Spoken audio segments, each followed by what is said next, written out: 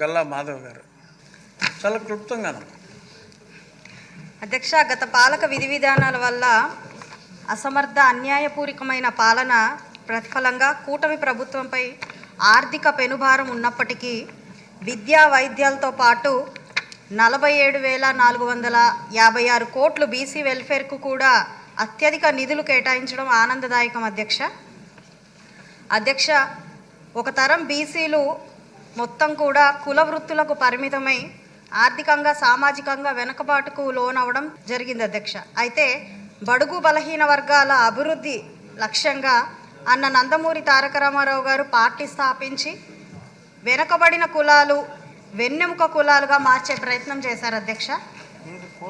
అదే బాటలో అంతకు మించి ప్రీతమ నాయకులు చంద్రబాబు నాయుడు గారు బీసీలకు పెద్దపీట వేస్తూ కీలక పదవుల్లో చట్టసభల్లో అత్యధికంగా బీసీలకు అవకాశం ఇవ్వడం గమనార్హం అధ్యక్ష. ఈ క్రమంలోనే రాష్ట్ర వ్యాప్తంగా భావితర బీసీ బిడ్డలకు బీసీ సామాజిక వర్గాల కార్యకలాపాలకు 2018లో జీవో ఇచ్చి బీసీ భవనాల నిర్మాణం చేపట్టాలని నిర్ణయం తీసుకున్నారు అధ్యక్ష.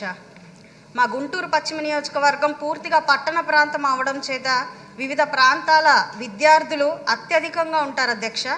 కావున అప్పటి అంచనాలతో 5 కోట్లతో చేసుకున్న గత ప్రభుత్వ నిర్లక్ష్యానికి గురైన బీసీ భవనాలు త్వరితగతిన పూర్తి చేయాల్సిందిగా కోరుకుంటున్నాను అధ్యక్ష. అదేవిధంగా మా ప్రాంతానికి ఒక బీసీ స్టడీ సర్కిల్ని కూడా నిర్మించాలని చెప్పి గౌరవ మంత్రివర్యుల్ని కోరుకుంటున్నాను అధ్యక్ష.